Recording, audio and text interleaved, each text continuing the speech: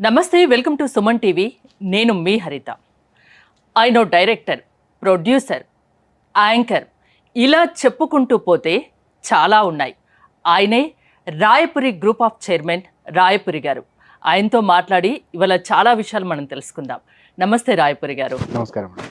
Last time నేను interview చేశాను, అదేంటి ఏజెంట్ నెంబర్ 7 కంపెనీకి సంబంధించి. అసలు ఎన్ని కంపెనీస్ మీకున్నాయి, మీ లైఫ్లో మీరు ఎన్ని రోల్స్ చేస్తున్నారు? అండ్ ఫస్ట్ మీరు ఎలా ఉన్నారు? నేను చాలా బాగున్నా అండి. గ్రేట్ అండి, great, nice to here.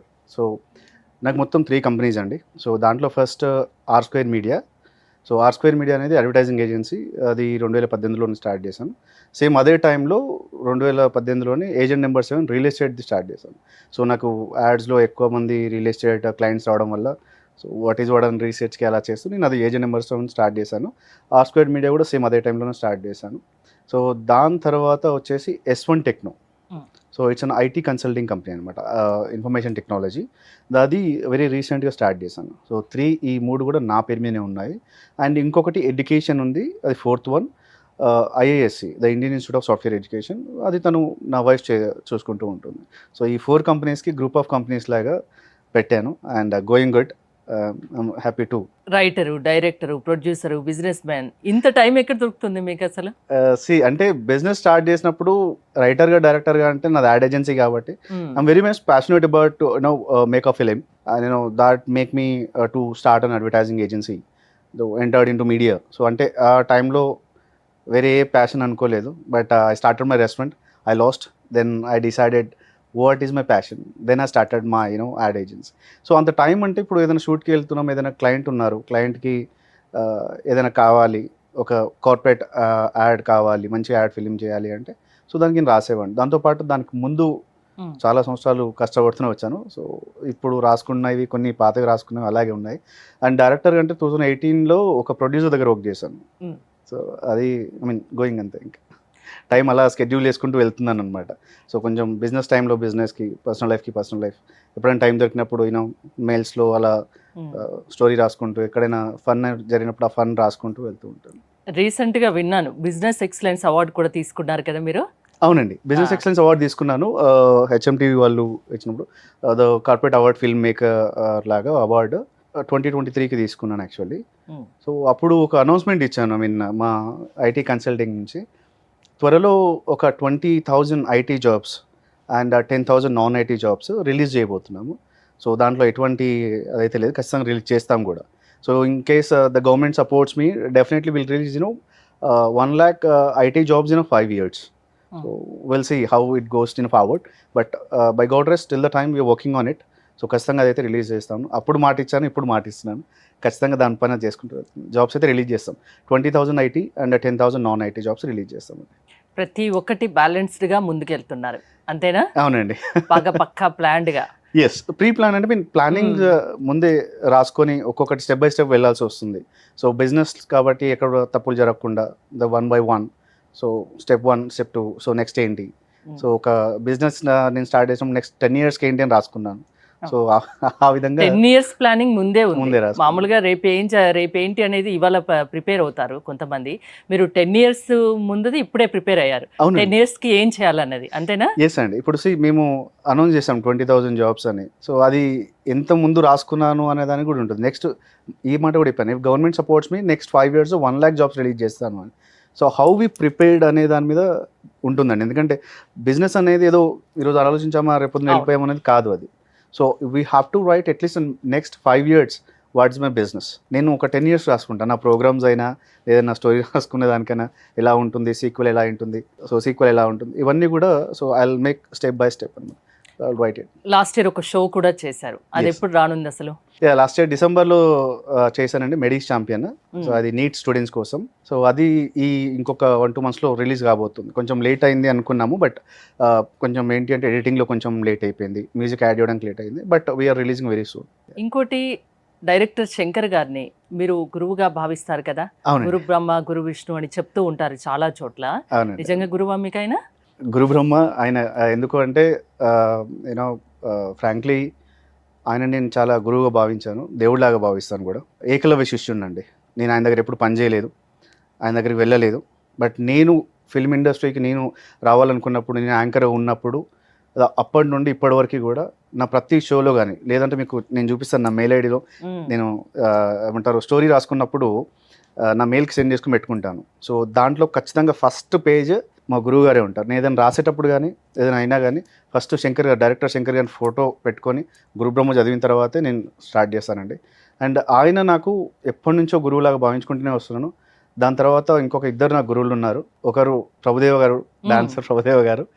And next ఇది కొంచెం నవ్వుకుంటారేమో, ట్రోల్ చేస్తారేమో, బట్ నిజంగా చెప్తున్నాను, నేను సీరియస్లీ నా గురువు భావించిన దాంట్లో ఇంకొకరు యాంకర్ సుమా గారు అండి. యాంకర్ సుమా గారు. సో ఈ ముగ్గురికి నేను ఏకలవ్య శిష్యుడినండి. నా మెయిల్ మీకు చూపిస్తాను కూడా. ప్రతి ఏదైనా నేను రాసుకున్నా కానీ, ఏదైనా ఆలోచన వచ్చినప్పుడు కానీ, సో ఖచ్చితంగా ఈ ముగ్గురిని దేవుళ్ళ నేను భావించిన కాబట్టి మొక్కిన తర్వాతనే నేను ఏదైనా స్టార్ట్ చేస్తాను. ఈవెన్ ఎవరిబడి నన్ను ట్రోల్ చేసినా పర్వాలేదు, నేను ఏకలవ్య శిష్యుడిని, వాళ్ళ ముగ్గురిని నా గురువులుగా భావిస్తున్నాను. అండ్ మీరు గమనిస్తే నా షోస్ కానీ ఏదన్నా కానీ ప్రతిదీ కూడా ఏదైనా ఉపయోగపడేలాగానే ఉంటుంది. సో మీరు ఇంతకుముందు చెప్పారు, అడిగారు కూడా, లాస్ట్ ఇయర్ ఒక షో చేశారు, సారథి స్టూడియోలో సెట్ వేసినప్పుడు కూడా గురు బ్రహ్మ చదివినప్పుడు అందరూ ఏదో క్వశ్చన్ వేశారు, సార్ నిజంగా మీరు డైరెక్టర్ శంకర్ గారి దగ్గర పనిచేశారు? పని చేయలేదండి, నేను ఏకలవ్య శిష్యుడిని.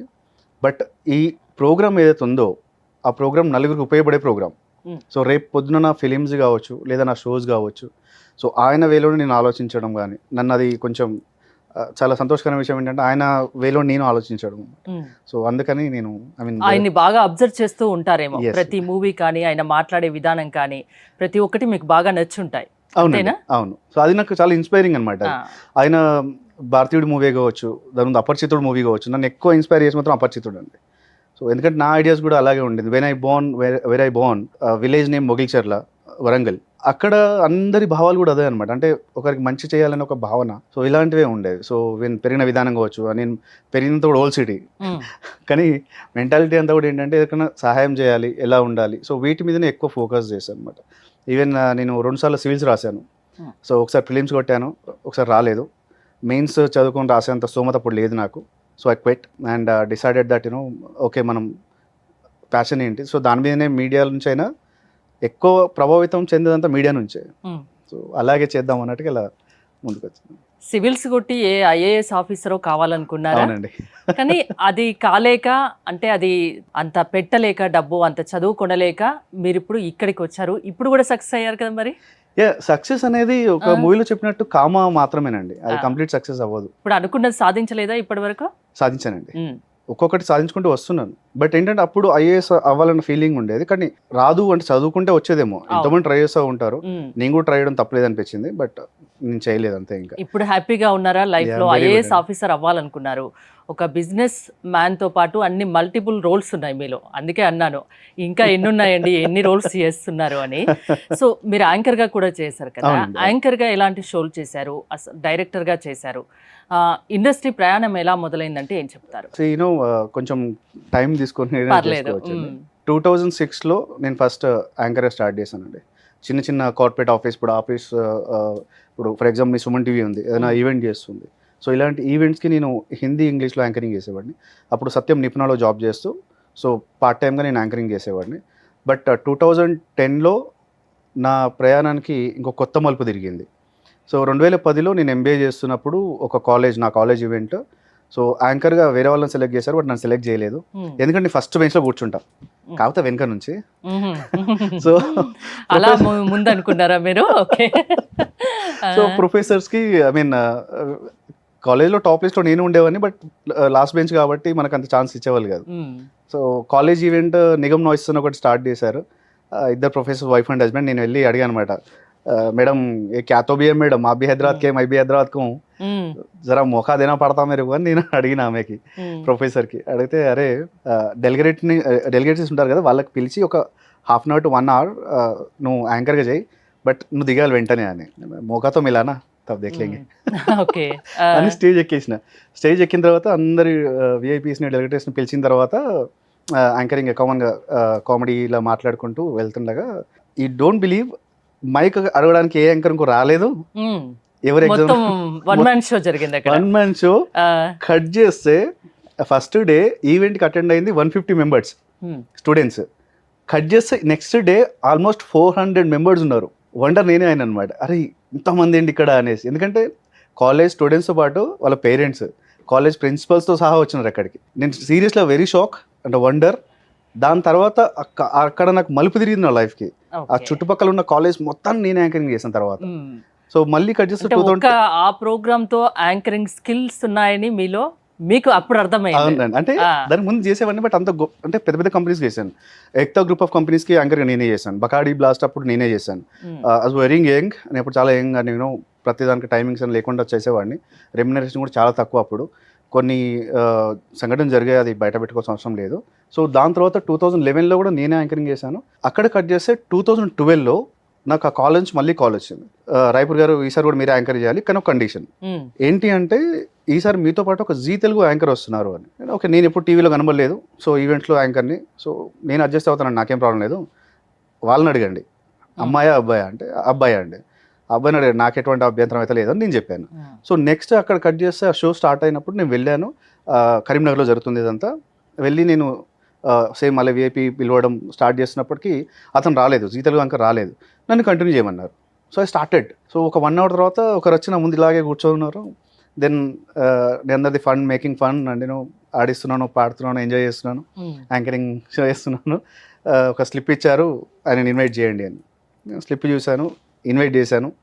దిగుతుండగా ఆయన చూసి బాస్ చాలా బాగా యాంకరింగ్ చేస్తున్నాం, విల్ మీట్ వెయిట్ అని చెప్పేసి ఆయన నన్ను దింపైన పైకి వెళ్ళి కాసేపు మాట్లాడాడు. ఆయన కిందికి వస్తుంటే నేను అన్నాను, మీరు ఏమనుకోకుండా తప్పు అనుకోవద్దని ఒక మాట అన్నాను. చెప్పండి అన్నాడు. మీలో కొంచెం ఎనర్జీ రాలేదు, కొంచెం ఎనర్జీగా చెప్తే బాగుంటుంది కదా మీరు మాట్లాడే విధానంలో అన్నాను. బాబు ఇట్లా బ్యాగ్లో ఒక చేయబెడితే, బాబు మీరు ప్రొఫెషనల్ యాంకర్, రాయపూర్ మీరు ప్రొఫెషనల్ యాంకర్, బట్ నేను ప్రొఫెషనల్ యాంకర్ కాదు, నేను ఒక గేమ్ జాకీని, మిమిక్రీ ఆర్టిస్ట్ని అని ఒక మంకీ బొమ్మ తీశాడు. తీసి స్టేజ్ ఎక్కాడు, మంకీ మీద షో చేశాడు. అసలు అక్కడ ఉన్న వాళ్ళు కదా, నేను షాక్ అయిపోయా. మిమిక్రీలో గోల్డ్ మెడలిస్ట్.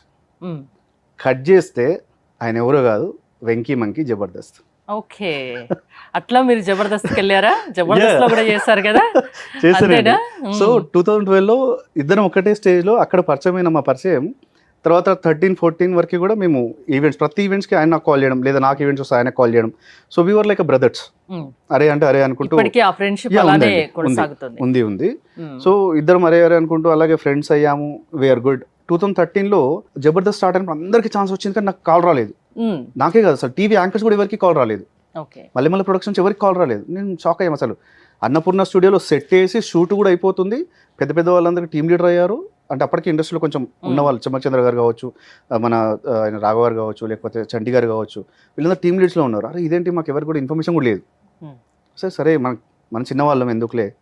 సో అక్కడ కట్ చేస్తే 13 నుంచి 14 వరకు నాకు ఎక్కడ కూడా ఆపర్చునిటీ రాలేదు. 14లో చమ్మక్ చంద్ర గారి దగ్గర నుంచి ఈయన వెంకీ రాఘవ దగ్గరికి వెళ్ళారు.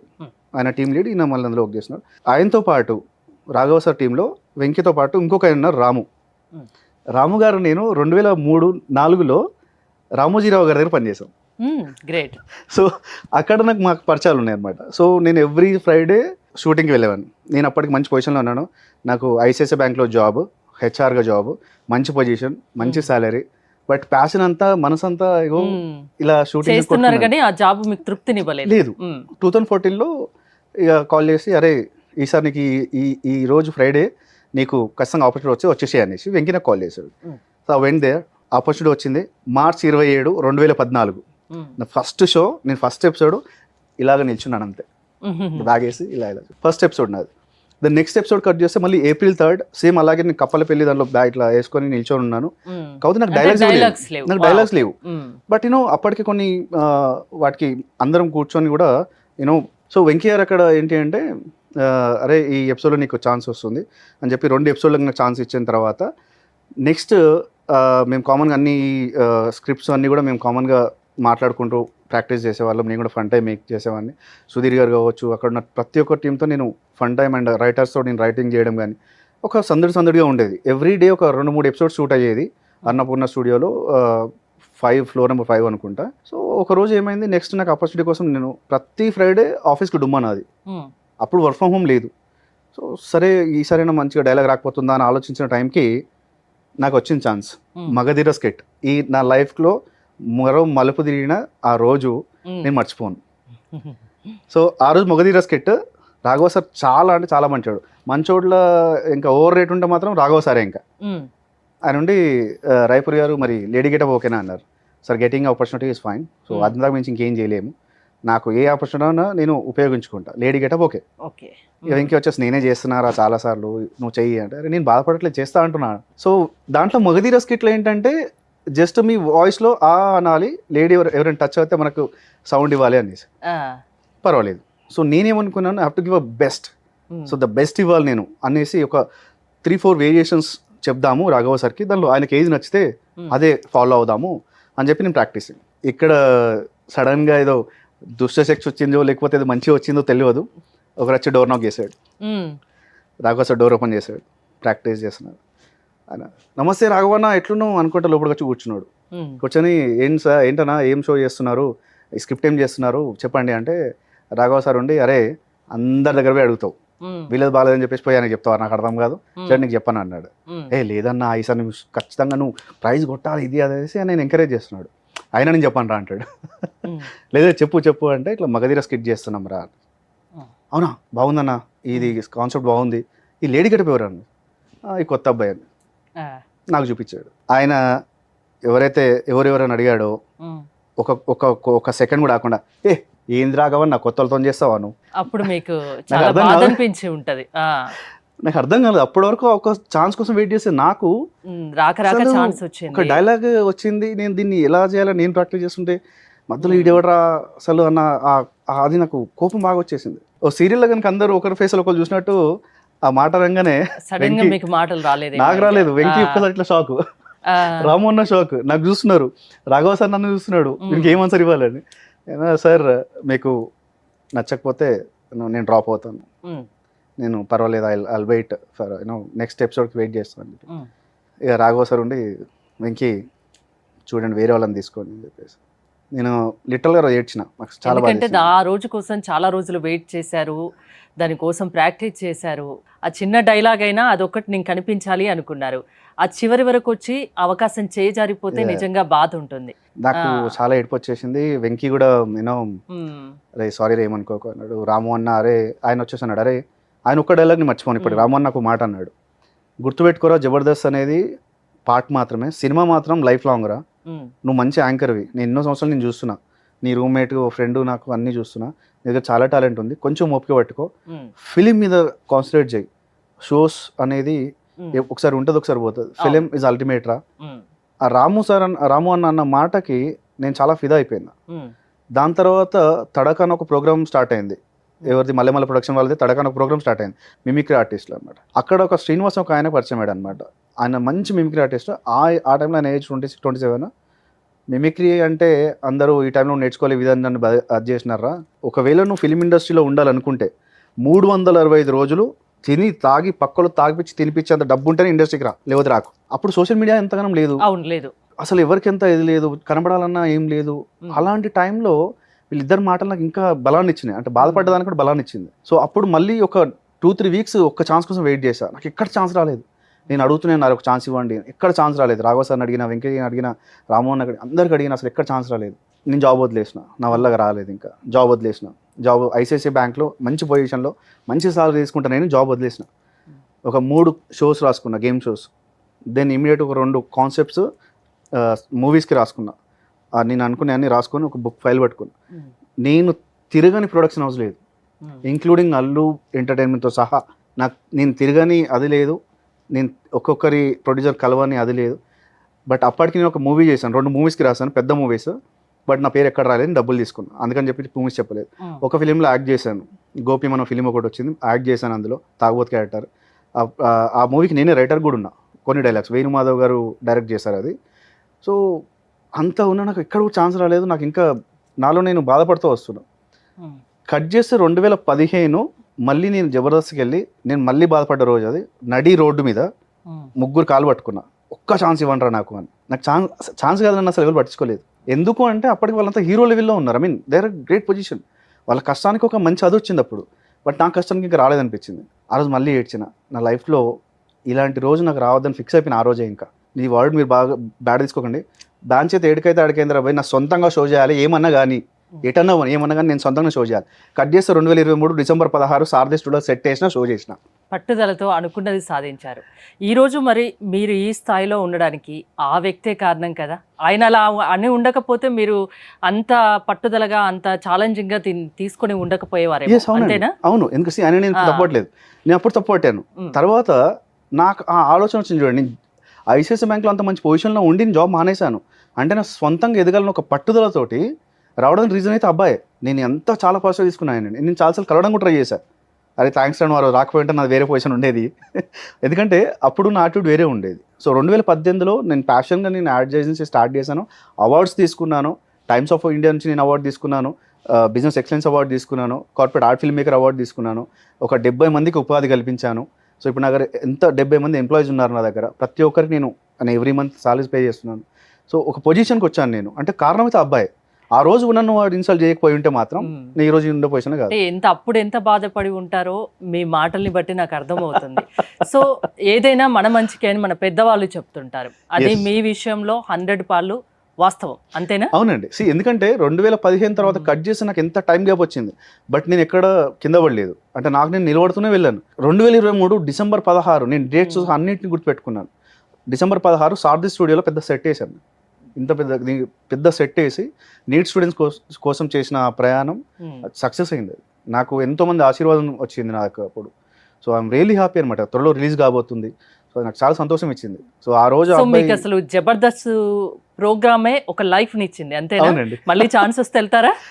పిలిస్తే వెళ్తారా ఏమైనా చేయడానికి? లేదు, జబర్దస్త్ కి ఒకవేళ జడ్జిగా పిలిస్తే వెళ్తాను, కానీ మళ్ళీ కామెడీగా చేయడం లేదండి, చేయను. ఓకే.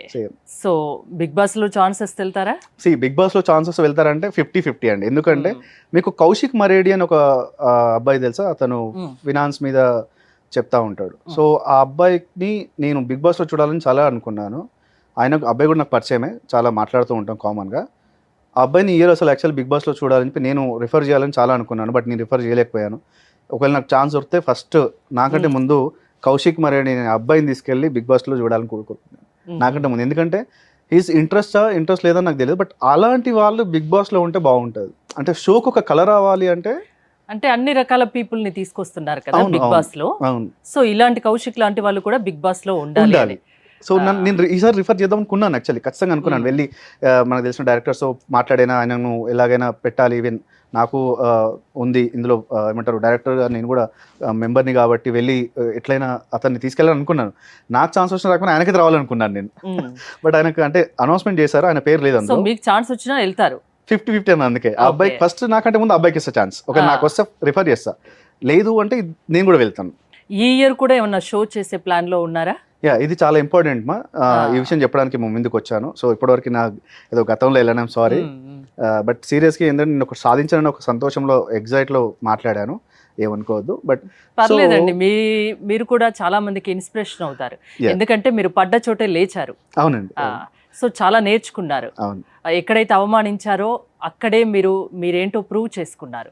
థ్యాంక్స్ మా, బాగా అర్థం చేసుకున్నారు. సో ఈ ఇయర్ ఏంటంటే సేమ్ మళ్ళీ డిసెంబర్లో ఒక షో చేయబోతున్నాను. ఐ హోప్ మీకు షార్క్ ట్యాంక్ ఐడియా ఉందా? షార్క్ ట్యాంక్ మన తెలుగులో కూడా ఆహాలో ఒక ప్రోగ్రామ్ వచ్చింది, సూపర్ ఉమెన్ అని చెప్పేసి. సేమ్ అలాంటి ప్రోగ్రామే. సో మీరు అనుకోవచ్చు సార్ కాపీ కాదండి, సిమిలర్. ఓకే.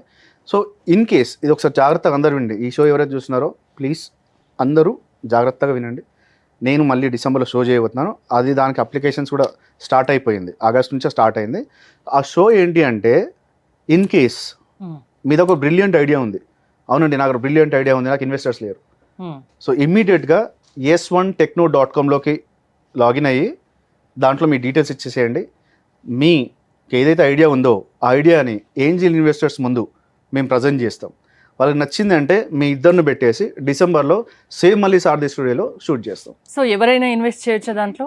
ఇన్వెస్టర్కి ఏంటి లాభం?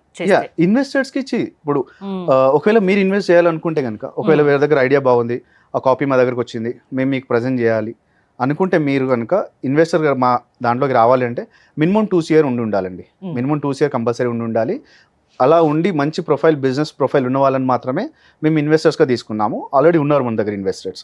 సో అందుకని అంటాను, ఎవరి దగ్గర మంచి ఐడియా ఉంది, గ్రేట్ ఐడియా ఉంది, అవును నా ఐడియాని పబ్లిక్లో తీసుకెళ్ళాలనుకుంటున్నాను, నాకు ఇన్వెస్ట్మెంట్ లేదు అని బాధపడే వాళ్ళ కోసం మళ్ళీ ఈ ప్రోగ్రామ్ చేస్తున్నాం అనమాట. ఓకే. సో ఎవరైనా ఇన్వెస్ట్ చేయొచ్చు, ఎవరైనా మిమ్మల్ని అప్రోచ్ అవ్వచ్చు. ఇంట్రెస్ట్ ఉన్న వాళ్ళు, 2 CR మినిమం ఉన్న వాళ్ళు. అది investors point of. Okay. Investors point of లో మీరు ఎంతవరకు మీకు 2 CR నుంచి ఎంత ఇన్వెస్ట్ చేసుకోండి. ఇప్పుడు మేము చేసే ప్రోగ్రామ్ ఏంటంటే ఎవరి దగ్గర ఐడియా ఉంది, ఓకే, ఐడియా మీతో పంచుకోవచ్చు. మాతో పంచుకుంటే ఇప్పుడు ఫర్ ఎగ్జాంపుల్ నా దగ్గర ఐడియా ఉందండి, నేనేం చేస్తాను, s1techno.com వెళ్ళి డీటెయిల్స్ ఫిల్ చేస్తాను. ఫిల్ చేసిన వెంటనే S1technoకి వెళ్తుంది. అక్కడ నుంచి కస్టమర్ కేర్ నుంచి మీకు కాల్ వస్తుంది, సార్ మీది వచ్చింది మీ ఐడియా మా దగ్గరికి, మీ డీటెయిల్స్ వచ్చాయి, సో ఇన్వెస్టర్స్కి పంపిస్తున్నాము, ఏమైనా చేంజెస్ ఉంటే అని చెప్పి వాళ్ళు చెప్తారని. చేంజెస్ ఉంటే చెప్తారు, చేంజెస్ లేకపోతే వాళ్ళు చూసుకుంటారు మీకు ఇవన్నీ చేయండి అని చెప్పి. అక్కడ నుంచి ఇన్వెస్టర్స్కి వెళ్తుంది. ఇప్పుడు ఫర్ ఎగ్జాంపుల్ మీరు ఇన్వెస్టర్ లాగా రావాలనుకోండి, ఓకే, అలాంటి మీకు దగ్గరికి వస్తాయి అనమాట. సో ఇన్వెస్టర్ పార్ట్ వేరు, ఇది వేరు అనమాట. సో ఇద్దరు అనమాట. సో నా ఐడియా పబ్లిక్లోకి వెళ్ళాలి అంటే నాకు ఇన్వెస్టర్ కావాలి, బట్ నా దగ్గర ఇన్వెస్టర్స్ లేరు. సో s1techno.com నుంచి నేను అప్లై చేస్తే ఇన్వెస్టర్స్ని వాళ్ళు తీసుకొస్తారు. సో మీలాంటి ఇన్వెస్టర్స్ని మాకు తీసుకొస్తారు అనమాట. సో ఈ ఇద్దరిని పెట్టి మళ్ళీ సేమ్ సారథి స్టూడియోలో షూట్ జరుగుతుంది. ఇంట్రెస్ట్ ఉన్న వాళ్ళు ఎవరైనా మిమ్మల్ని అప్రోచ్ అవ్వచ్చు. ఈ ప్రోగ్రామ్ చూసి ఎవరైనా ఇంట్రెస్ట్ గా ఉంటే మీకు కాల్ చేయొచ్చు. ఆన్లైన్ డైరెక్ట్ మీరు అప్లోడ్ చేసుకోవచ్చు. మీరు అప్లై చేసుకున్న తర్వాత డాక్యుమెంట్ అడుగుతుంది, డాక్యుమెంట్ అప్లోడ్ చేస్తే మేము వాటిని, మా దగ్గర ప్రజెంట్ 7 ఉన్నారు, టాప్ మోస్ట్ ఇన్వెస్టర్స్ ఉన్నారు. సో వాళ్ళు ఆల్మోస్ట్ 10 CR వరకైనా పెట్టడానికి రెడీగా ఉన్నారు. సో వాళ్ళ దగ్గర మంచి ఐడియా వెళ్ళింది, సో వాళ్ళకి పంపించాము. పంపించిన తర్వాత వాళ్ళు చూసుకొని అవును మీ ఈ ఐడియా మాకు నచ్చింది అంటే ఇద్దరు ఒక దగ్గర కూర్చోబెట్టి షూట్ చేస్తాం. సో మూవీ తీసే ప్లాన్ లో కూడా ఉన్నట్టు తెలుస్తోంది. అవునండి. అంటే ఎలాంటి మూవీ, హీరో ఎవరు అనుకుంటున్నారు, హీరోయిన్ ఎవరు అనుకుంటున్నారు, అదేమన్నా అనుకున్నారా? అంటే అనుకున్నాను, చెప్పాను కదండి అప్పుడు నేను స్టోరీస్ రాసుకున్నాను, సో 1 by 1 చేసుకుంటూ వెళ్తున్నానని. ద ఫస్ట్ ఫిలిం అయితే నేను, అంటే నాకు ఛాన్స్ దొరికితే అక్కినేని అఖిల్ గారిని ఒక డిఫరెంట్ యాంగిల్లో చూపించాలని కోరిక అండి. ఎందుకు అంటే ఆయన ఆ కట్అవుట్కి సరైన మూవీ పర్లేదేమో అనిపించింది. ఆయన రావడానికి చాలా చేంజెస్ కూడా ఉన్నాయి దాంట్లో. సో ఒక love story, psychological love story. ఎలా అంటే స్క్రిప్ట్లో ఒక లైన్ మీకు ముందే చెప్పేస్తాను. అక్కినేని అఖిల్ గారిని ఎలా చూడాలనుకున్నాను అంటే తెలంగాణ స్లాంగ్లో, తెలంగాణ కాబట్టి అమ్మా అని కాదండి, తెలంగాణ అఫ్కోర్స్ తెలంగాణ నాది, I mean I born Warangal. ప్రాంతీయం, మన భాష మనకి ఎట్లాగో ఇష్టం ఉంటుంది, మన స్లాంగ్ మనకి ఇష్టం ఉంటుంది. మీరు అట్లా ఆయన్ని చూడాలనుకోవడంలో మీ డైరెక్షన్ లో దాంట్లో తప్పు లేదు కదా. అయితే ఆ తెలంగాణ స్లాంగ్ లో, అంటే నేను రాసుకున్న దాంట్లో తెలంగాణ స్లాంగ్ లో ఆయన గర్ల్ ఫ్రెండ్ తో, ఆయనకి ముందే ఆవిడ తప్పు చేస్తుంటే ముందు తెలుస్తుంది అనమాట. అంటే ఇప్పుడు ఫర్ ఎగ్జాంపుల్ నేను ఉన్నాను అనుకోండి, నా గర్ల్ ఫ్రెండ్ తప్పు చేస్తుందంటే ముందు తెలుస్తుంది, బట్ నేను చెప్తుంటే ఆమె నమ్మదు, నన్ను అనుమానిస్తున్నావు, అవమానిస్తున్నావు అని. ఈ ఇద్దరి మధ్య గొడవ అసలు ఎలా ఉంటుంది, అది ఎంతవరకు నిజం, సైకలాజికల్గా ఎంతవరకు నిజం అనే దాని మీద స్టోరీ. అది స్క్రిప్ట్ ఎవరైనా రాసుకోవచ్చా? స్క్రిప్ట్ లీక్ చేశారు కదా. నాకు ఏ ప్రాబ్లం లేదండి. See I feel very happy if someone coming forward and నాది కాపీ చేసి పెట్టుకుని బాధపడినండి. అట్లీస్ట్ నాది బయటకు వెళ్ళింది సంతోషపడతా. అట్లీస్ట్ స్క్రిప్ట్ బయటకు వెళ్ళింది బాధ ఏం లేదండి. లేదు, ఎందుకు అంటే ఒక విషయం చెప్తాను చూడండి, నేను రాసుకున్నట్టుగా ఇంకొకరు రాయలేరు. ఇప్పుడు 10 మందికి సేమ్, ఎవరి టాలెంట్ వాళ్ళది, ఎవరి టేస్ట్ వాళ్ళది. అవునండి. ఇప్పుడు 10 మందికి లేడీస్ కి అన్ని సేమ్ కూరగాయలు ఇచ్చి వండమంటే అందరు టేస్ట్ ఒకటే వస్తుందా? అస్సలు ఉండదు కదా. సేమ్ ఇంగ్రీడియంట్స్ ఇచ్చినా టేస్ట్ వేరే ఉంటుంది బికాస్ ఆఫ్ ద హ్యాండ్. అవును. సో ద సేమ్ వే ఇప్పుడు నేను స్క్రిప్ట్ లీక్ చేశాను, psychological love story Telangana slang లో. అమ్మాయి అబ్బాయి ఎలా తిట్టుకుంటారో, అసలు ఎందుకు వస్తుంది గొడవ, ఆ ప్రేమలో ఎందుకు గొడవ వచ్చింది, ఎందుకు కలుసున్నారు, ఎందుకు విడిపోయారు, ఈ అబ్బాయికి ముందే ఎందుకు తెలిసింది, అసలు ఆ అమ్మాయి తప్పు చేస్తుంది కదా ఈ అబ్బాయికి ఎలా తెలిసింది అనేది psychological love story. Akkineni Akhil కాకుంటే ఆ ప్లేస్ లో ఇంకెవరిని అనుకుంటారు ఒకవేళ ఇమాజిన్ చేసుకుంటే? ఆనంద్ దేవరకొండ మీకు ఐడియా ఉన్నారా? ఎందుకు లేదండి, చాలా మూవీస్ ఉన్నాయి కదా. ఆయన ఎందుకంటే విజయ్ దేవరకొండ వాళ్ళ బ్రదర్. ఆయన కాకుండా అంటే మీకు బ్యాడ్ బాయ్స్ అనే ఫిల్మ్, బ్యాడ్ బాయ్స్ అనే ఫిల్మ్ వచ్చింది, అమర్ రాజా వాళ్ళ రిలేటివ్, విక్రమ్ సహదేవ్, లగడపాటి విక్రమ్ సహదేవ్. ఆ అబ్బాయి అద్భుతంగా సూట్ అవుతాడు. అక్కినేని అఖిల్ గారి తర్వాత ఇంకా నెక్స్ట్ ప్లేస్ లో వీళ్ళిద్దరే. అంటే ఆ స్టోరీకి అంటే నాకు కొత్త వాళ్ళని పెట్టి తీయొచ్చా అంటే, ఐ మీన్ నేను ఇప్పుడు నన్ను కొత్తగా తీసుకొని వాళ్ళు ఛాన్స్ ఇస్తారో లేదు తెలియదు, బట్ ఎవరైనా ప్రొడ్యూసర్ ముందుకు వస్తే కొత్త వాళ్ళని పెట్టాలా లేకపోతే వాళ్ళని పెట్టాలని ఆలోచిస్తా. ఇదైతే నేను అనుకున్నాను. మీకు ప్రభాస్ గారు కూడా ఇష్టం అనుకుంటే చాలా. అయ్యో బాబాయ్, ఇష్టం లేదు. ఇప్పుడు ఆ కట్అవుట్ చూసిన తర్వాత అబ్బాయి నా దేవుడు అనకుండా ఉన్న ఎవరు ఉన్నారు అంటే ఇక నాకు తెలియదు. నేనే డార్లింగ్ అంటారు ఆబ్వియస్లీ అండి. ఆయన నాకు చాలా ఇష్టం అండి. ఆయనతో ఫిలిం నేను ఎప్పుడో రాసుకున్నాను, కాకపోతే టెక్నాలజీ పైన. హృతిక్ రోషన్ గారు అండ్ ప్రభాస్ గారు ఇద్దరు అందులో హీరోస్ ఉంటారు. హృతిక్ రోషన్ గారు war, I mean military, and ఈయన టెక్నాలజీ. ఇండియా కి ఎలా కాపాడతారో అనే దాని మీద ఒక స్క్రిప్ట్ రాసుకున్నాను. అంటే రైటర్ డైరెక్షన్, మీరు రైటింగ్ అండ్ డైరెక్షన్ అవునండి, మీది అవును, అంతేనా? అవును. ఎవరైనా ప్రొడ్యూసర్స్ ముందుకు వస్తే వీళ్ళతో ఇలాంటి మూవీస్ తీస్తే సూపర్ హిట్ అవుతుందని మీరు అనుకుంటున్నారు? అవునండి, ఆబ్వియస్లీ ఏ డైరెక్టర్ అలాగే అనుకుంటారు. ఇప్పుడు అవును, నా పాయింట్ ఆఫ్ వ్యూలో నేను ఆల్రెడీ స్క్రిప్ట్ కూడా అందుకే చెప్తున్నాను. అవును. టెక్నాలజీలో ఇప్పుడు దానికి ఫిలిం నేమ్ కూడా అప్పుడు పెట్టుకున్నాను, ఇంచ్ అని, ఇండియా వర్సెస్ చైనా యాక్చువల్లీ. ఉమ్, సో ఇంచ్ అనే ఫిలిం రాసుకున్నాను. ప్రభాస్ గారితో తీస్తే ఇంచ్ అనే ఫిలిం తీయాలి ఉమ్. అనే టెక్నాలజీలో మన ఇండియన్ గవర్నమెంట్ ఎలా ఉంటుంది దాని మీద ఒక ఫిలిం అనమాట అది. వార్లో హృతిక్ రోషన్ బ్రదర్ ఎలా చేస్తాడు, సో ఇద్దరిని కలిపి ఆ ఫిలిం అనుకున్నానండి. Yeah. సో చాలా ప్లాన్స్ ఉన్నాయి మీకు. ఎస్ అండి, అవును. ఎవరైనా ప్రొడ్యూస్ చేయడానికి ముందుకు వస్తే మీ దగ్గర మంచి కంటెంట్ ఉంది, మంచి స్క్రిప్ట్ ఉంది, అంతేనా? ఎస్. అల్లు అర్జున్ గారితో కూడా సినిమా తీయాలన్న ప్లాన్ ఉంది కదా? అవునండి, అవును. స్క్రిప్ట్ ఆల్రెడీ రెడీ చేశారు, అంతేనా? ఎస్. ఎలా, ఎందుకు ఇష్టం అల్లు అర్జున్ అంటే? పుష్ప ఫిలిం చూసిన తర్వాత ఈ క్యారెక్టర్ ఆయన సూట్ అవుతారు అనుకున్నానండి. ఉమ్, ఇప్పటివరకు మీకు 2 ఫిలిం చెప్పాను, ఆ 2 కూడా సేమ్ మా గురువు గారు ఎలా అయితే ఫిలిం మేకింగ్స్లో ఎలా అయితే మా గురువు అలా అంటే ప్రజలకు ఉపయోగపడేలాగానే తీస్తాను. okay. అందుకే ఇండియా వర్సెస్ ఒక మెసేజ్ ఓరియంటెడ్ మూవీ. ఎస్ అండి, అంటే ఒక చెప్పే విధంగా ఉండాలి. అల్లు అర్జున్ గారితో తీయాలనుకున్న ఫిలిం ఎలా అంటే, మీకు కమల్ హాసన్ గారి ఫిలిం, పాత ఫిలిం పుష్పక విమానం అని ఒక ఫిలిం ఉంటుంది, తెలుసండి. అమల గారు హీరోయిన్.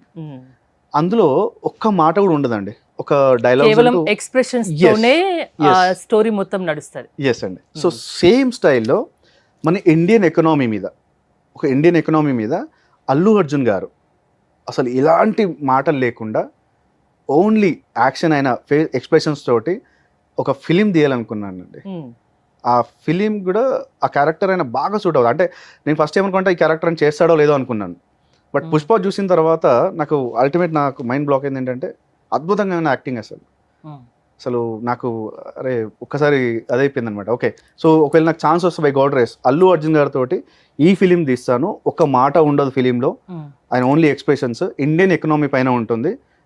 ఈ మీకు తెలుసా 10 పైసా 20 పైసా ఎందుకు మాయమైంది, 5 రూపీస్ ఎందుకు బ్యాన్ చేస్తున్నారు, సో ఇవన్నీ లేకుండా ఇండియన్ ఎకానమీ మీద సినిమా తీస్తే జనాలకు అర్థమవుతుందా? అఫ్ కోర్స్ అండి, అర్థమవుతుంది అనుకుంటున్నాను, ఆదరిస్తారు అనుకుంటున్నాను. ఎందుకంటే చిన్న డౌట్ నాకు, పుష్పక విమానం అంటే అదొక లవ్ స్టోరీ లాగా ఉంటుంది, అంతేనా? నాకు అంతగా గుర్తుకు లేదు మూవీ, కొంచెంగా గుర్తుంది. ఇప్పుడు ఇండియన్ ఎకానమీ మీద మాటలు లేకుండా తీస్తే ఈ రోజుల్లో అర్థమవుతుందా? అంటే ఒకవేళ అర్థం అవ్వదు, 3 hours ఫిలిం ఎలా తీయగలరు అనే క్వశ్చన్ ఉంటే కనుక ఈ స్టోరీని తీసుకెళ్ళి మా గురుగారు శంకర్ గారికి కానీ లేకపోతే సుకుమార్ గారికి కానీ ఇచ్చేసి, సార్ ఇది స్క్రిప్ట్, సో ఇది నేను రాసుకున్నది, మీరు మాటలు పెట్టి తీస్తారా లేకపోతే మాటలు లేకుండా తీస్తారా, మీరే గైడ్ చేయండి, రెడీ ఉందండి. అల్లు అర్జున్ రీప్లేస్ చేయాలంటే ఎవరిని చేస్తారు? తమిళ్లో విజయ్ ఆంటోనీ గారు బిచ్చగాడు ఫిలిం చేశారు కదా, ఆ మూవీ అసలు ఎవరు మర్చిపోలేదు. ఎందుకంటే ఇండియన్ ఎకనామీ ఎలా జరిగింది ఫస్ట్ నుంచి అనే దాని మీద ఆ క్యారెక్టర్, ఆయన చేసిన క్యారెక్టర్కి అద్భుతం అనమాట. సో చేస్తే ఆయన లేదా ఈయన, లేదు అంటే సుకుమార్ గారి చేతిలో పెడతాను, లేదా మా గురువు గారు డైరెక్టర్ చేతిలో పెడతాను, శంకర్ గారి చేతిలో, వాళ్ళు ఎవరితో తీసినా నాకు అభ్యంతరం లేదు, నేనే తీయాలనుకున్నాకేం లేదు. ప్రభాస్ గారి కోసం కూడా ఒక స్క్రిప్ట్ రెడీ చేశారు, హీరోయిన్ ఎవరు అనుకున్నారు మరి? అయ్యా బాబోయ్, ప్రభాస్ గారికి హీరోయిన్ చూసే అంత రేంజ్ నాకు లేదు. కాకపోతే ఒక్కటండి, ఏం చేస్తానంటే ఒకవేళ నాకు కొందరు హీరోస్ అనుకుంటున్నారు, కొందరు హీరోయిన్స్ అనుకుంటున్నారు, స్క్రిప్ట్ రెడీ చేశారు, ఎవరైనా ప్రొడ్యూసింగ్ చేస్తే ముందుకెళ్తుంది మూవీ. సో మీరు ఎలాగో అనుకున్నారు కాబట్టి ప్రభాస్ పక్కన హీరోయిన్ ఎవరు అనుకున్నారు? అంటే ప్రభాస్ గారి పక్కన హీరోయిన్ నేను అనుకోలేదు అసలు. ఇప్పుడు మీరు గమనిస్తే ఎక్కడ కూడా హీరోయిన్ నేమ్స్ మెన్షన్ చేయలేదు, బట్ కొందరు ఉన్నారు. సో నేనేం చేశానంటే, డార్లింగ్ వెళ్ళి ఆయన ప్రభాస్ గారికి వెళ్ళి, సార్ ప్రభాస్ గారు, డార్లింగ్ ప్లీజ్ ఇగో ఒక 4-5 ఫోటోలు నేను ఇస్తున్నాను, మీ పక్కన ఎవరు యాక్ట్ చేయాలో మీకు ఎవరు నచ్చని చెప్పండి అంటాను. లేదు ఆయన ఏం చెప్పలేదు అనుకోండి, సింపుల్గా ఆయనని ఒక 4 సెలెక్ట్ చేయమని చెప్తాను, ఆ 4 నా వెబ్సైట్లో పెడతాను, పెట్టేసి వరల్డ్ వైడ్గా రిలీజ్ చేస్తా, ఎవరికి ఎక్కువ ఓటింగ్ వస్తే వాళ్ళు ప్రభాస్ సార్ పక్కన నటిస్తారు. అందులో నేను డిసైడ్ అయితే చేయను. ఆ కటౌట్కి వరంగల్ కదా మీది, నేటివ్ వరంగల్. డైరెక్టర్ సందీప్ రెడ్డి తెలుసా? డైరెక్టర్ సందీప్ రెడ్డి గారు నాకు తెలుసు అండి, కాకపోతే ముఖపరిచయాలు అయితే ఏం లేవు. అలా ఒకవేళ వరంగల్ ప్రాంతీయం అనుకుంటే కాస్త యూనో ఆయన చదువుకుంది ప్లాటినం జూబ్లీ స్కూల్, నేను చదువుకుంది నేషనల్ స్కూల్, అలా కంపేర్ చేస్తే ఆయన సూపర్ సీనియర్, నాకంటే సూపర్ సీనియర్. సో అలా అయితే తెలుసు అంటే తెలుసు, అంతే ఇప్పటివరకు నాకు పరిచయం అయితే లేదండి. ఇంకోటి ఫైనల్ గా వెబ్ సిరీస్ కూడా తీసే ఆలోచనలో ఉన్నారా, తీస్తున్నారా? ఆల్మోస్ట్ స్టార్ట్ అయిందండి, మిస్టర్ రామారావు అని. సో పొలిటికల్ బ్యాక్గ్రౌండ్ లో ఉంటుందని చెప్పేసి మేము మొన్నటి వరకు ఎలక్షన్స్ ఇవి అవి జరిగాయి కాబట్టి హోల్డ్ చేసాము. ఒక డే షూట్ అయిపోయింది ఆల్రెడీ, సో గోయింగ్ అనమాట. ఇంకా అది ఇంకొక 8 months పట్టవచ్చు, ఎందుకంటే కొంచెం స్లోగా వెళ్తుంది అది. ఎందుకంటే ఇప్పుడు నేనే సంపాదించుకొని నేనే కొంచెం కొంచెం వెనకేసుకుంటూ షూట్ చేస్తూ వెళ్తున్నాను కాబట్టి కొంచెం టైం పడుతుంది అనమాట.